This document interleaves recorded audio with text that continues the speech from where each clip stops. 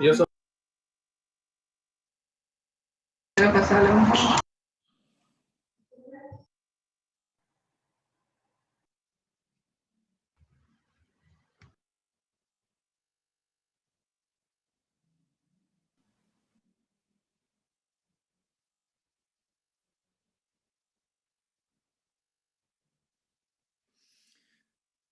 Buenas tardes a todos.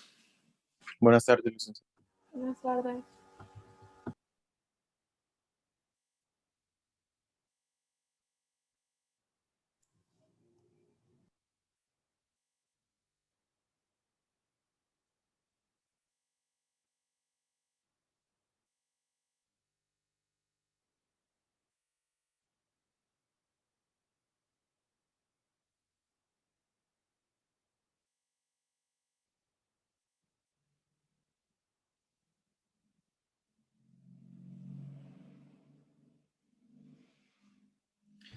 ¿Puede indicar a alguien a dónde nos quedamos, por favor?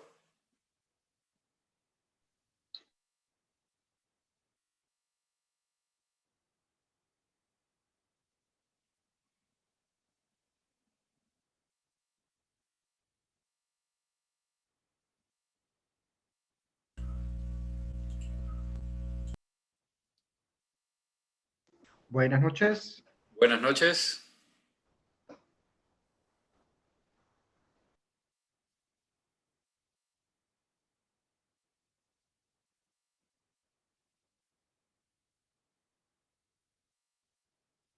¿Puede indicar a alguien, por favor, a dónde nos quedamos?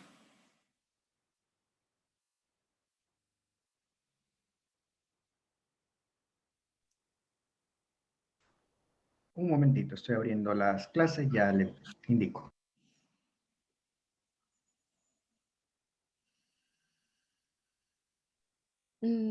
Buenas noches, Lick. Buenas noches, Fátima. La clase anterior solo nos puso ahí que investigáramos sobre eh, la, la Orden de Malta como sujeto de derecho internacional, pero previo a esa clase estuvimos hablando sobre un poco, creo que de la Guerra Fría, y finalizábamos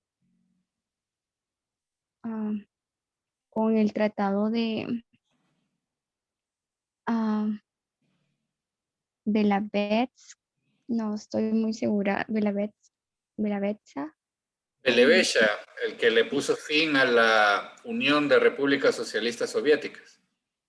Sí, y luego dimos paso como terminamos hablando un poco sobre las situaciones apátridas de Hungría, Ucrania y África.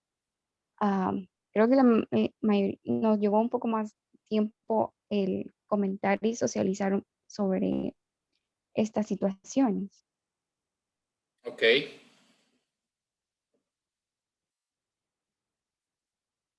Gracias, Fátima.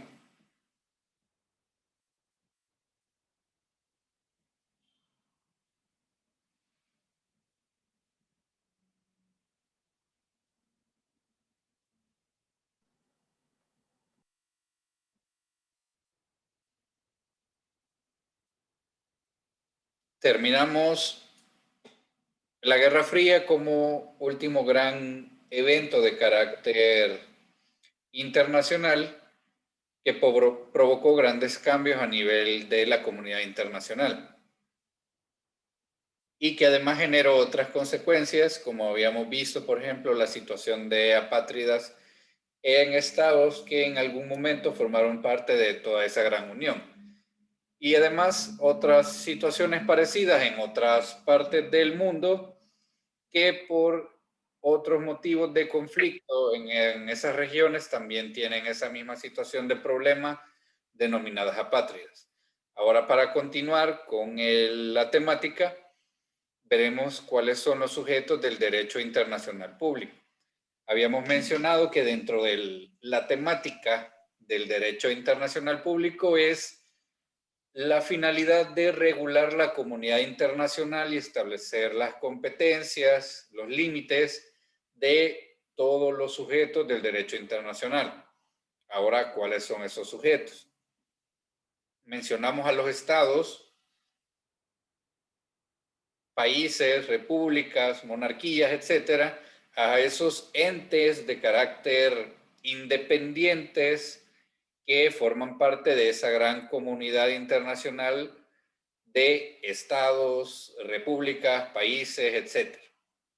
También las organizaciones internacionales, los beligerantes e insurrectos, el individuo como persona humana y la Ciudad del Vaticano y la Orden de Malta como menciones especiales dentro del derecho internacional público.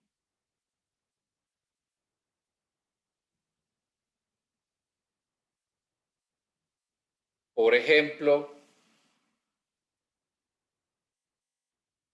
la Ciudad del Vaticano es una ciudad totalmente independiente que forma parte de la gran comunidad del derecho internacional, pero no es un ente que puede denominarse país o república.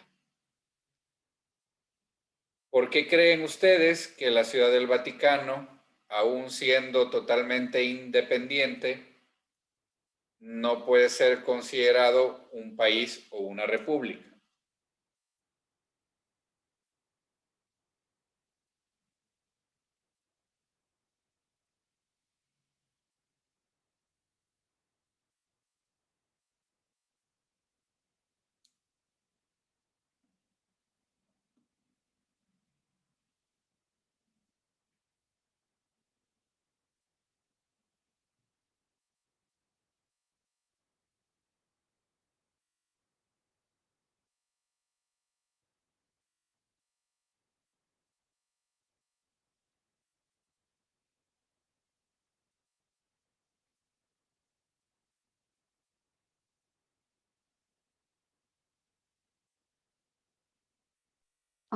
No sé, podría ser porque no se le ha como reconocido esa ah, personalidad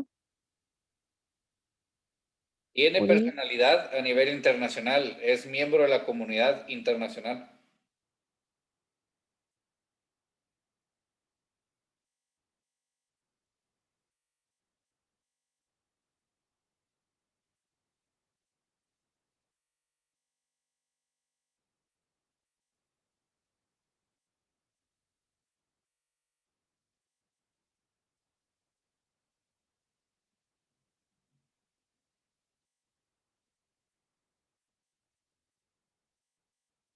Estos son los elementos esenciales del Estado, de una república, de un país, para ser considerado como tal. ¿Cuál de estos elementos creen ustedes que le hace falta a la Ciudad del Vaticano para ser considerado como tal?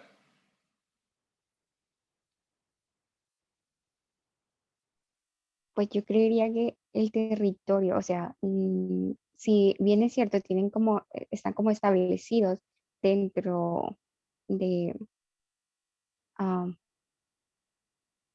Roma, pero no están como, ah, no sé, o sea, no están, o sea, sí están delimitadas fronteras, pero no hay como el territorio en sí.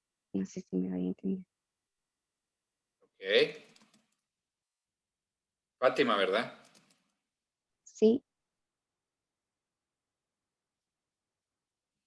Alguien, bueno, Fátima menciona con relación al territorio.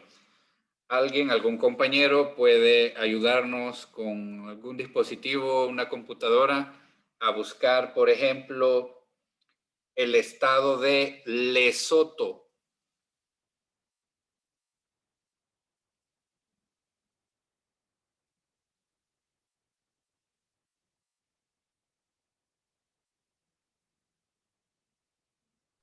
Yo, licenciado. Gracias. Dice, es un país del sur de África, geográfica y políticamente enclavado dentro de Sudáfrica. Su capital y ciudad más poblada es Maseru. Es un miembro de la Mancomunidad de Naciones y anteriormente era conocido como Pasutolandia. Pudo ver un mapa. Ah, sí. ¿Cómo es? Um, es súper pequeño, o sea, como una isla. ¿Será isla? No, está No, ubicado. porque está adentro. ¿Se recuerdan lo que habíamos hablado de lo que era un enclave?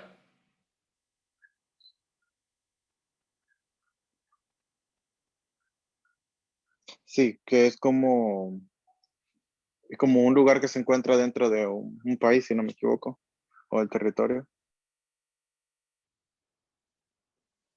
Acá lo tenemos. Es un pequeño territorio que está dentro de Sudáfrica. No tiene ningún acceso al océano y está totalmente rodeado por otro estado. Por lo tanto, está enclavado, es un enclave en Sudáfrica. Es totalmente independiente, como lo mencionó el compañero, es miembro de la comunidad internacional. Y lo curioso que no es una república, sino que tiene otra forma de gobierno. ¿Puede indicarnos cómo es la situación política de Lesoto, por favor?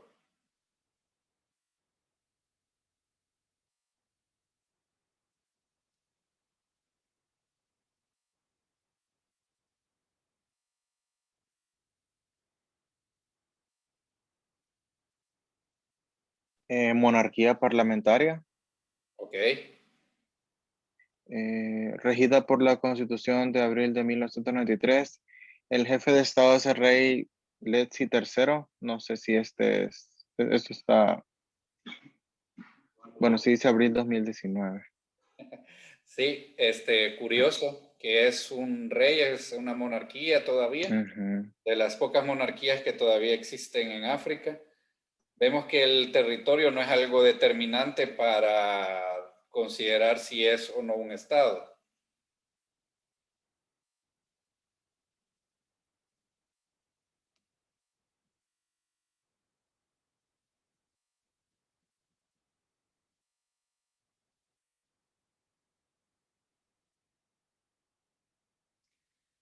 ¿Alguien más podría buscar o realizar otra búsqueda, por favor?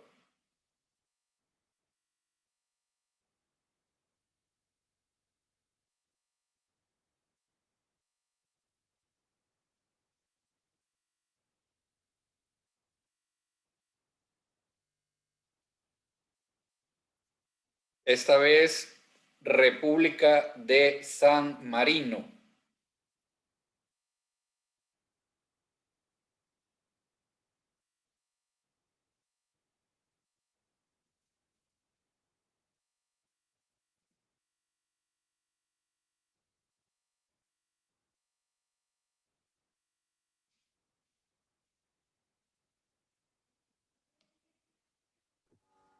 Ya encontré el link.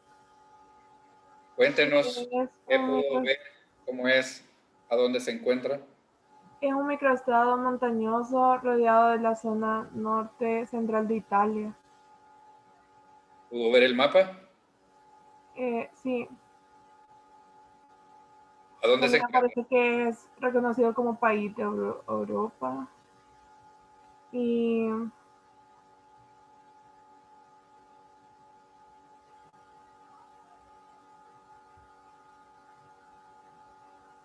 pues a mi forma de ver no lo veo tan pequeño, la verdad. Según el mapa que estoy viendo ahorita.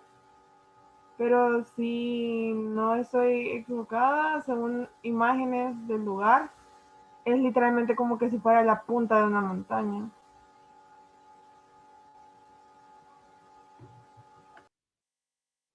Gracias.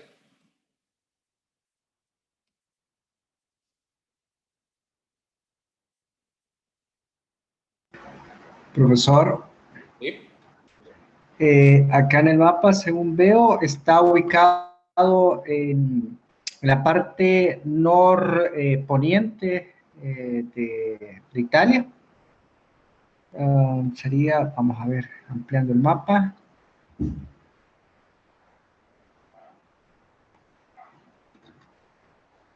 Sí, no va más, pero sí, sería en la parte norponiente. Sí, no, no me aparece acá con quién más colinda. No sé si hay que buscar otros datos al respecto. No, por de pronto no. Muchas gracias.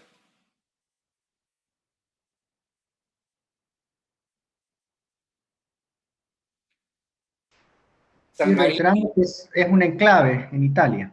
exacto, es una república y es de los estados o repúblicas más antiguos que existen. Como sabemos, Italia o la región de Italia en algún momento fue un reino y en algún momento antes de esa unificación fueron varios reinos que en algún momento se unificaron y conformaron el imperio, el Reino de Italia. Resulta que San Marino nunca formó parte de ese imperio, de ese reino, y siempre fue totalmente independiente. A lo largo de la historia ha sido independiente incluso con relación a los eventos de guerra mundial. Como sabemos, Italia participó de forma muy activa en la Segunda Guerra Mundial y San Marino siempre se mostró totalmente independiente y neutral a esa situación. Es un microestado que se encuentra anclado en Italia, que está totalmente rodeado de Italia, no tiene acceso al océano y es totalmente independiente.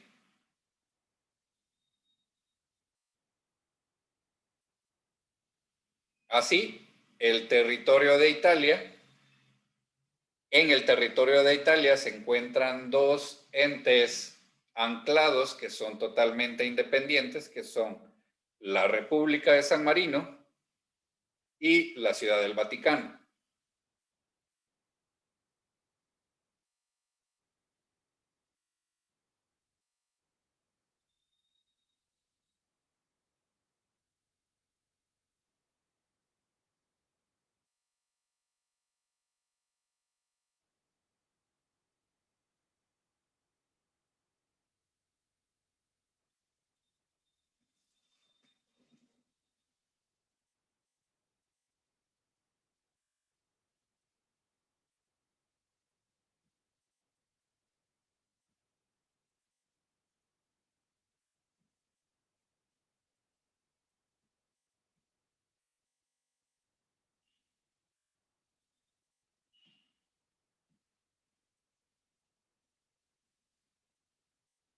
Así vemos que el territorio no es un elemento determinante en cuanto a espacio, ni existe un mínimo de territorio que debe considerarse para que sea considerado independiente o un miembro de la comunidad internacional. Así, por ejemplo, también en la región, en la costa de Francia, se encuentra el Estado independiente que es denominado Principado de Mónaco. Es una monarquía que actualmente es un príncipe el que gobierna y ocurrió lo mismo con relación a San Marino, que en su época la región de Francia estaba conformado por varios reinos.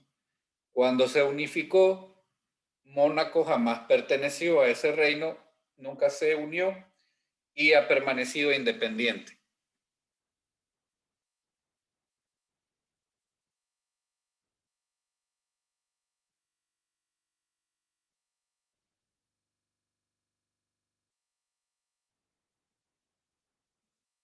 Así que la forma de gobierno u organización política tampoco es algo determinante para establecer un estado, un país, una república, ya que el nombre o la denominación que tome, así como la forma de gobierno u organización política, no es algo determinante.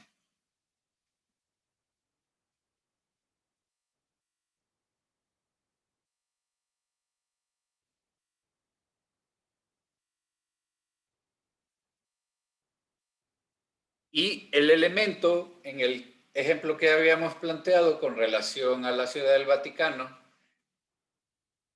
el elemento que no posee, por el cual no es considerado un país o una república, es la población. El Estado del Vaticano no tiene población natural. Nadie nace en el Estado del Vaticano. Y los habitantes son de alguna forma temporal porque son las personas de oficios religiosos de la Iglesia Católica que se encuentran en esa función. Por lo tanto, para que un ente a nivel internacional sea considerado como Estado independiente, país, república, reino, etcétera, necesita de una población, un territorio, la organización política o forma de gobierno y la soberanía. Así tenemos que el Estado es una comunidad humana permanente que se gobierna plenamente a sí mismo en un territorio específico.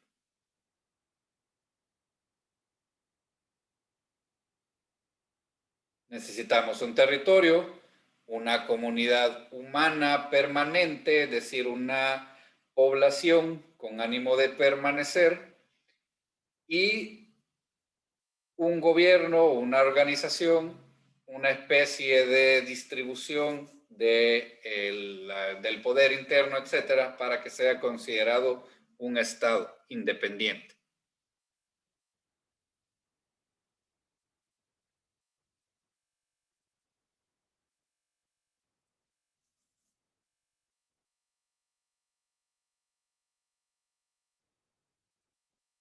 ¿Alguna pregunta?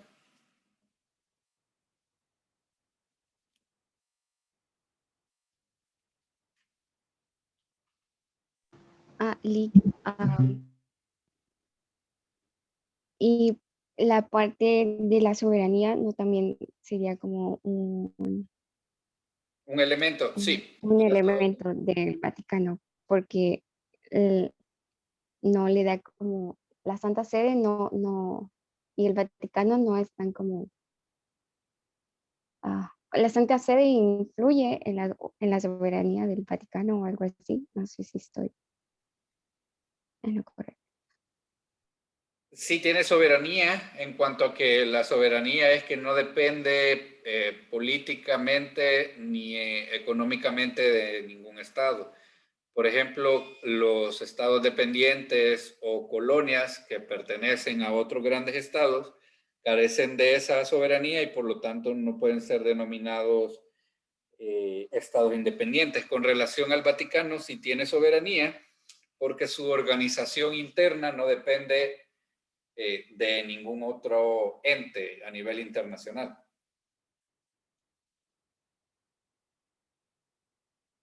Ok.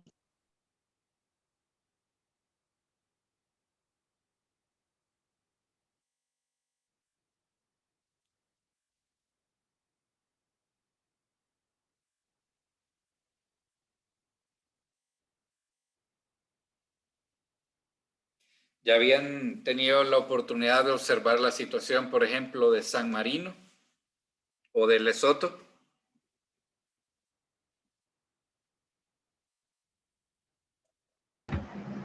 No, profesor, primera vez que en estos dos lugares específicos, primera vez, en mi caso. Vemos que dentro del gran derecho internacional siempre hay situaciones maravillosas que nos asombran aún.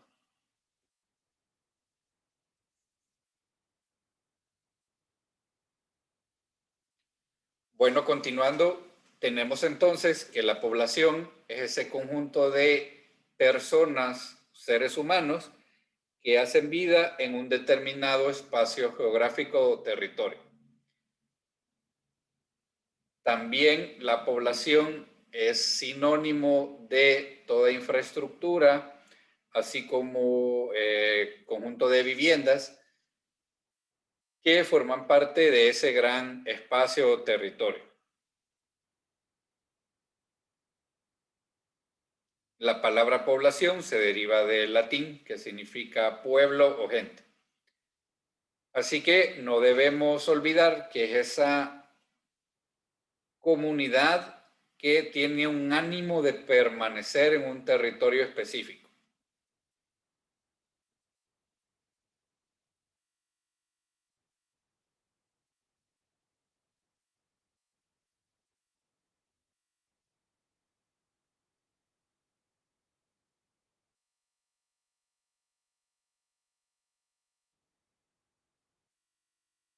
¿Cuáles son los componentes de la población?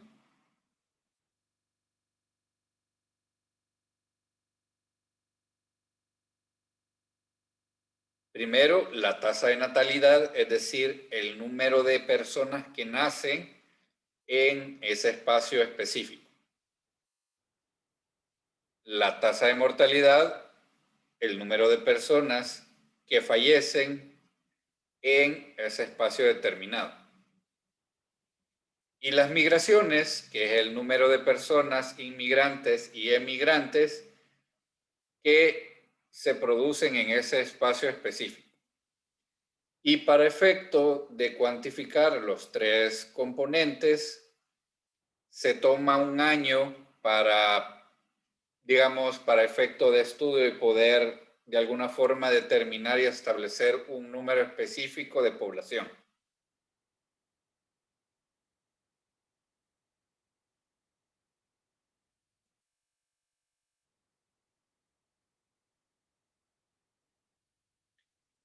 Así tenemos la población absoluta y la población relativa.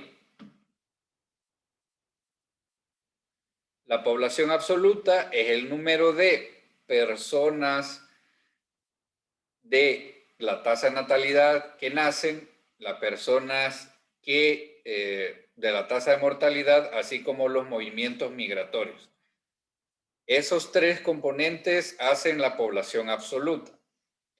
Y, por ejemplo, según el estudio de economía y demografía del año 2020, acá en El Salvador, en el año 2019 se puede estimar aproximadamente que la población absoluta fue de 6.643.000 habitantes.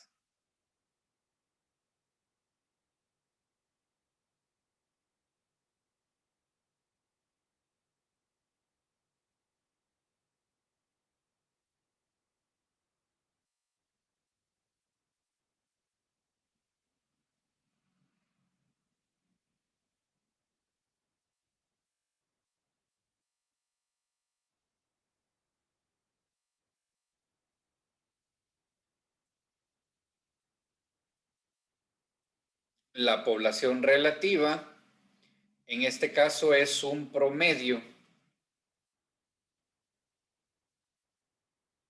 que se calcula según un espacio específico. En nuestro país se utiliza la medida de kilómetro cuadrado. En otros territorios, en otros estados, utilizan las medidas de medición de millas o hectáreas. Así, la población relativa se refiere a la cantidad de personas que habitan, en nuestro caso específico, por kilómetro cuadrado. Por ejemplo, en El Salvador, según este mismo estudio del año 2020, la población relativa era aproximadamente 316 habitantes por kilómetro cuadrado. Quiere decir que aproximadamente en cada kilómetro cuadrado habitan 316 personas o salvadoreños.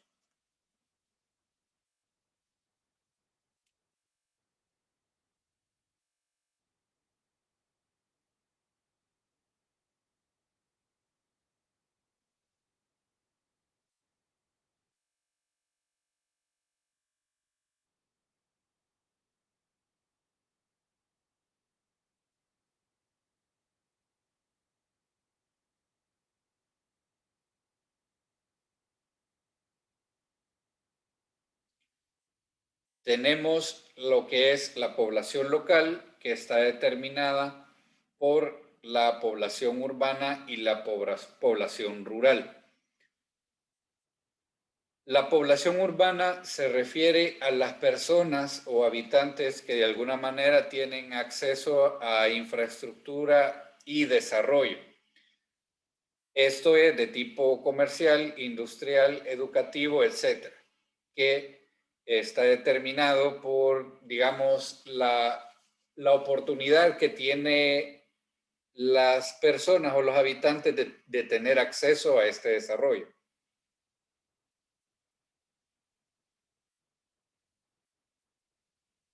Según este estudio de la Digestic del 2017, la población urbana para ese entonces correspondía al 60.2%, aproximadamente 3.600.000 personas de El Salvador pertenecen o pertenecían en ese entonces a la población urbana, que de alguna manera tenían acceso a desarrollo comercial, industrial, educativo, etcétera, algún tipo de desarrollo específico.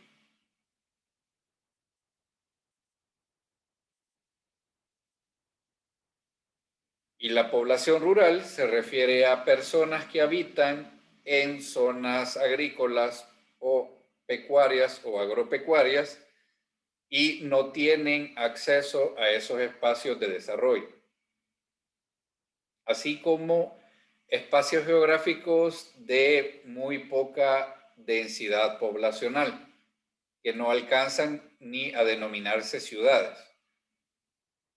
Y para ese estudio del 2017, la población rural de El Salvador era aproximadamente 2.340.000 habitantes, o equivalente al 39.8%. Es decir, que del 100% de la población, en ese año se estima o se estimó que el 39.8% correspondía a población rural.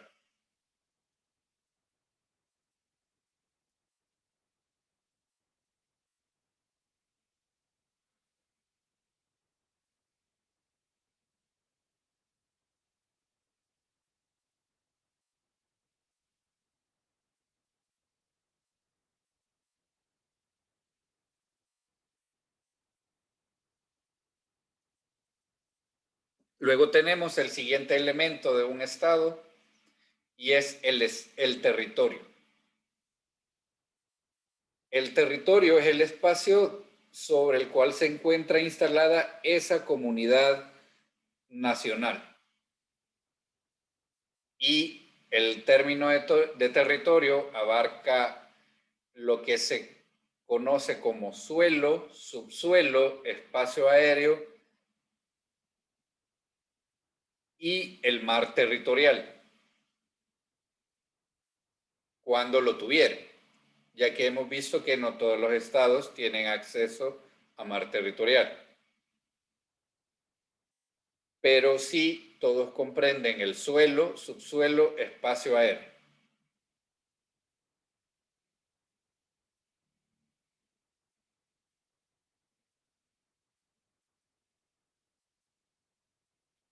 Las dos características del estado es, uno, la estabilidad, que lo hemos mencionado, que es el ánimo de permanecer en ese espacio específico, cuando la población o la colectividad tiene un ánimo de permanencia.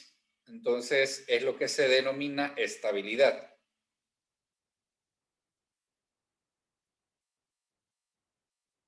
Y la siguiente característica es la limitación, que esto es específicamente los límites, las fronteras, cuáles son digamos, los espacios fronterizos, los puntos divisorios que tiene ese estado. ¿Cuáles son los límites? Entonces, las dos características, la estabilidad, que es el número de personas que habitan permanentemente y la limitación, que son las líneas fronterizas o los límites que establecen para ese estado.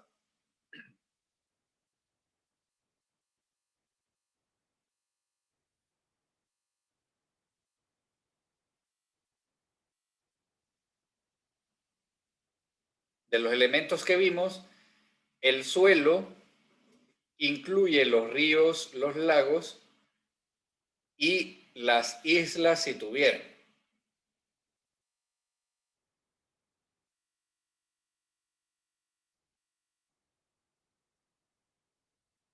Y esto va a depender también el espacio del suelo e islas dependiendo de la situación geográfica de cada estado. Por ejemplo, Japón es un estado insular que está compuesto por varias islas y su geografía está determinada y todas sus fronteras y límites fronterizos son espacios insulares.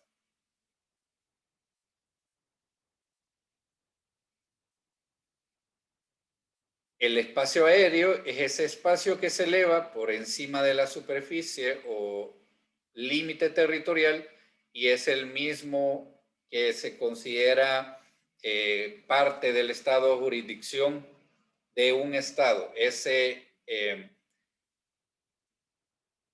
espacio imaginario donde un estado ejerce jurisdicción.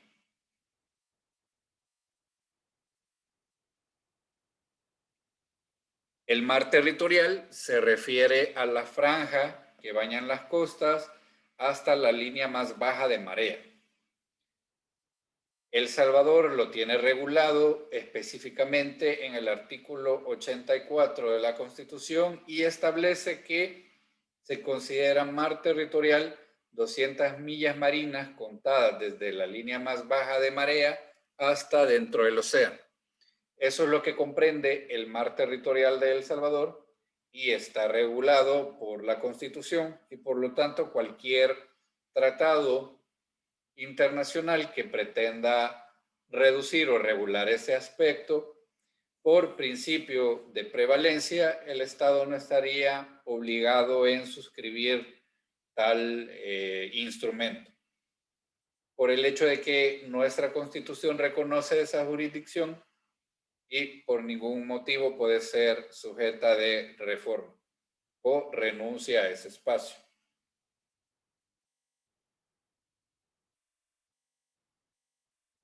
Y este mismo artículo 84 establece y hace como la descripción de los límites fronterizos y los estados con los cuales colinda El Salvador.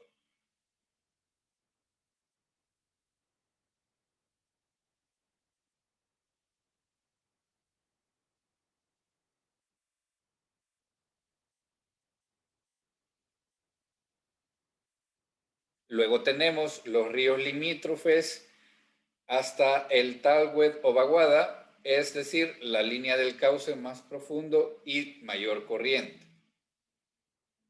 Cuando hablamos de río limítrofe es cuando un río sirve para delimitar una frontera y establecer la división entre un estado y otro.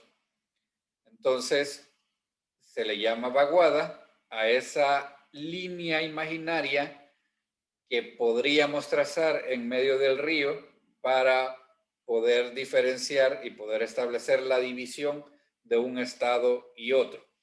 Esa línea imaginaria divisoria que sirve, que nos sirve de frontera es lo que se conoce como vaguada.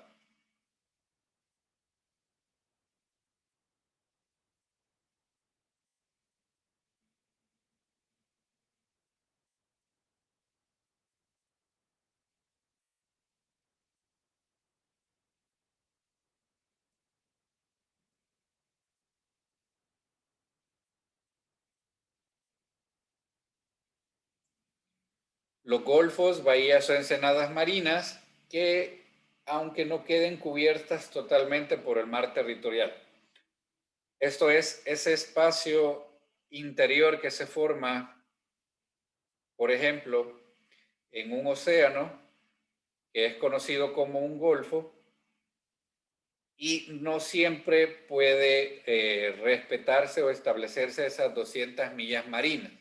Y ocurre específicamente en El Salvador, en el Golfo de Fonseca, donde convergen una frontera imaginaria entre 3 estados. En este punto específico no se pueden aplicar las 200 millas marinas por la razón natural que el Golfo es compartido en 3 fronteras.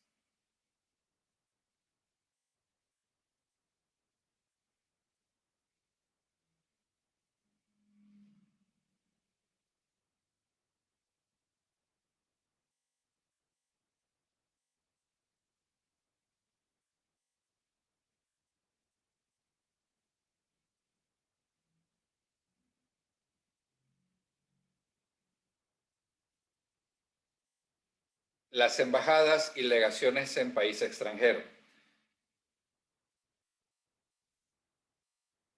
Todo consulado o embajada que se encuentre en país extranjero pertenece o es considerado territorio del Estado que se encuentra en esa embajada. Es decir, en el caso de El Salvador, cualquier embajada extranjera que se encuentre en el espacio territorial de El Salvador es considerado territorio de ese Estado. Así, cualquier embajada o consulado de El Salvador que se encuentre en ese estado receptor es considerado territorio de nuestro estado.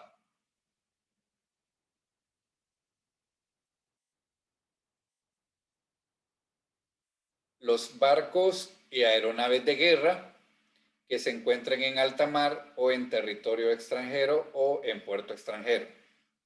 En este caso únicamente va a aplicar cuando hay un conflicto previamente declarado, porque es considerado barco, nave o aeronave de guerra que se encuentra en esa función. De lo contrario, sería lo que establece el siguiente numeral, el número 8, barcos, aeronaves mercantes, cuando se encuentren en océano o mar internacional, pertenecen al Estado de la bandera, pero cuando tocan jurisdicción o mar territorial de otro Estado, se someten a la jurisdicción de ese Estado.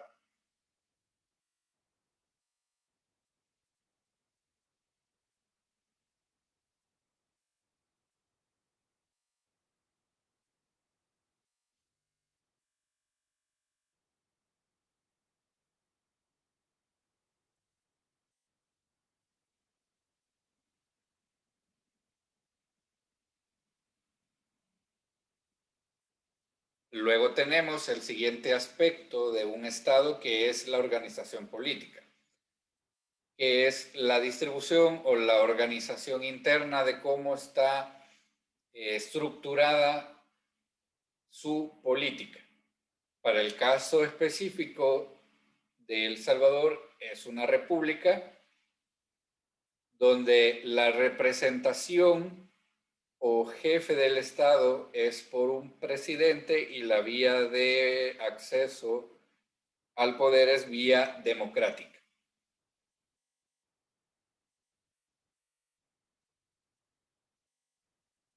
Y las funciones o poderes del Estado están divididas en 3 órganos del Estado, que son el legislativo, que tiene la función de crear y reformar leyes, el ejecutivo, que tiene la función de administrar los recursos del Estado y además de ejecutarlos, y el órgano judicial, que tiene la función de organizar todo lo relativo a la justicia, juzgados, tribunales, impartir justicia y además hacer ejecutar lo juzgado.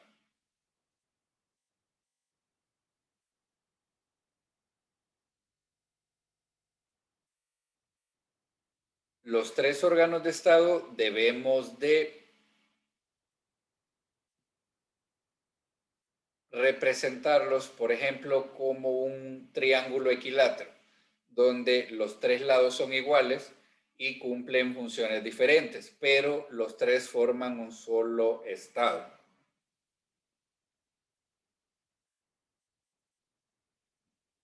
Es un error común que muchas veces se escucha, por ejemplo, en los medios informativos o los medios de noticias o de comunicación, que por ejemplo le llaman a X órgano de Estado el primer órgano de Estado. Eso es un error porque no existe ni primero, ni segundo, ni tercero.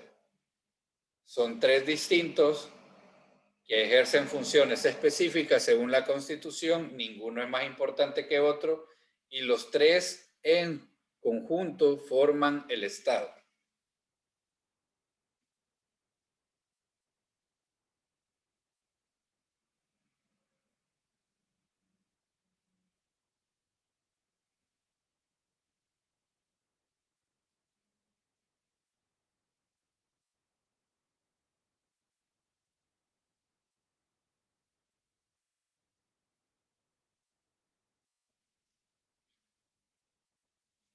Y luego tenemos el elemento de soberanía, que es el poder absoluto que ejerce un Estado, una república o un país con relación a la comunidad internacional y otros estados, es decir, es como la jurisdicción que tiene sobre sí mismo, que es independiente sin injerencias externas.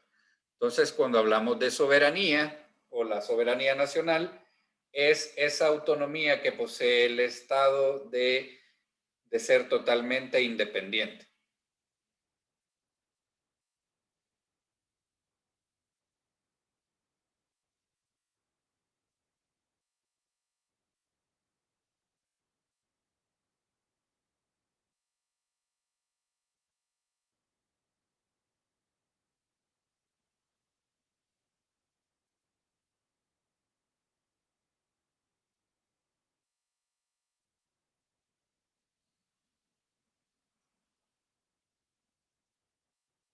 ¿Alguna pregunta o comentario?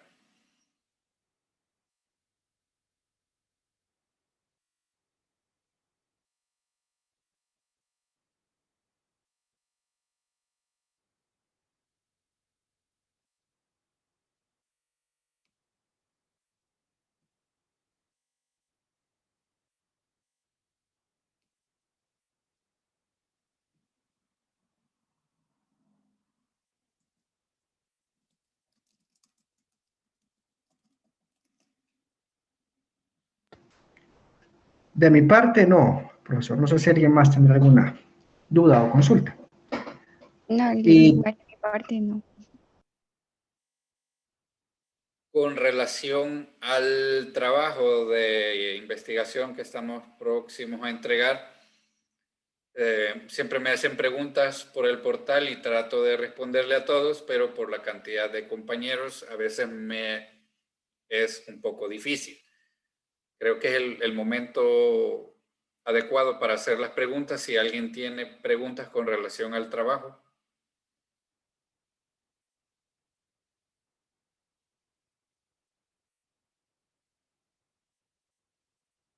Sobre el trabajo de la extradición, ¿cierto? Exacto. Como fue de forma libre, pero algunos hemos hecho grupos, entonces solo una persona representante subirá ya sea el documento o lo que haya elaborado, o es necesario que todos los, los miembros lo suban. Buena pregunta, O Fátima. sea, Sí, solo hay, es necesario que una persona lo suba. No es necesario que todos los del grupo lo hagan, porque entonces me voy a llenar del mismo archivo y va a ser más complicado aún. Solamente procuren de que los nombres y los códigos de cada uno estén bien identificados, porque también ha pasado que envían el trabajo, pero no mencionan quiénes son los que participaron.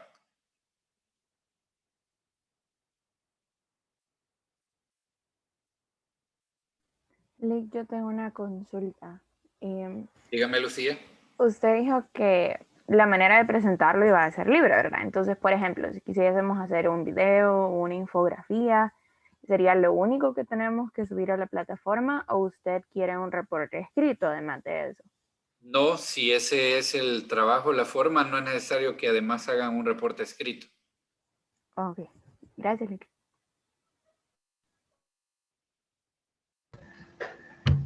Profesor, si es un audiovisual, un recurso audiovisual, ¿qué formato sería para conveniente que se le enviemos? ¿480, 720 o HD? No tengo problema con el formato, el que sea más práctico para ustedes. En algunas ocasiones que en otros grupos anteriores han tratado de realizar videos, por el peso, si lo hacen, por ejemplo, en HD, lo que hacen es enviarme el link para que yo lo pueda ver, porque difícilmente se va a alojar en la plataforma de la universidad. Entonces, realmente con el formato no tengo ningún problema, solamente verifiquen el mecanismo para que pueda visualizarse. Muy bien, sí, sería entonces a través de un WeTransfer y solo le compartiría el link para que usted lo pueda descargar automáticamente. ¿De acuerdo? Lo que han hecho también en otras ocasiones, por ejemplo, que en una página de Word van los integrantes del grupo con el código y va el link. Entonces ahí me resulta muy fácil poder identificarlos a todos y ver el video o el material. Ah, ok, perfecto. Podemos hacer también eso también. Ahí que vaya el link de descarga, la identificación del grupo y de todas maneras al final va a ir también los nombres y los CIF. De acuerdo. Perfecto. Los Vale. videos ya los estoy subiendo en la plataforma que les compartí. Los pueden identificar según el grupo y la fecha de clase.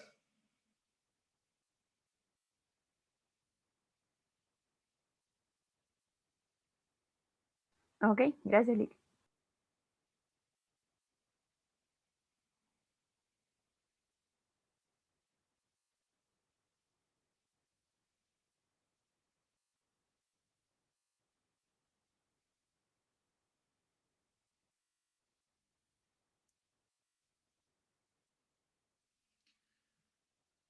Bueno, si no tenemos más preguntas, nos quedaremos hasta acá este día.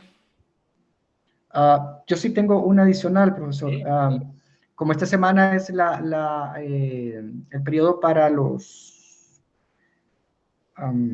laboratorios, ¿haríamos nosotros laboratorio o qué se tiene, o qué tiene pensado?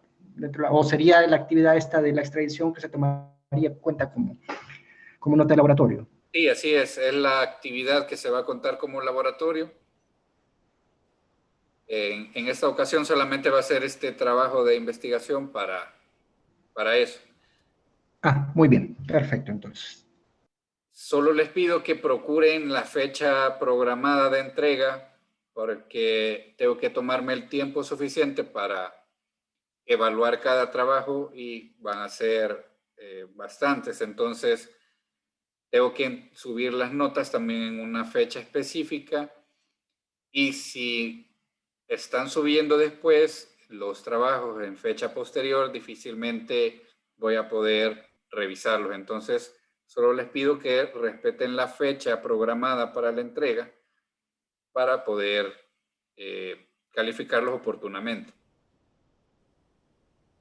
Por ejemplo, nosotros estamos listos ya con esos trabajos. Si ya lo tenemos, se puede enviar también para ir avanzando. Y claro que sí lo pueden hacer, no hay ningún problema. Perfecto, entonces, dentro de un momento se lo hacemos llegar al correo con la información, ¿verdad?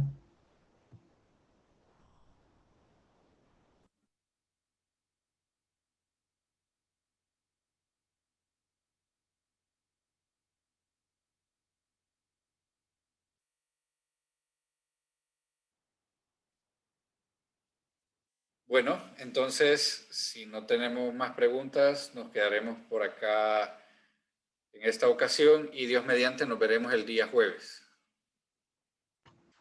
Muy bien, feliz noche, profesor. Feliz noche a todos. Por favor, Gracias, Lick. con las Feliz noche. medidas de protección. Buenas Gracias, noches. Lick. Buenas noches, cuídate. Gracias, Lick. Buenas Buenas noches. noches. Buenas noches.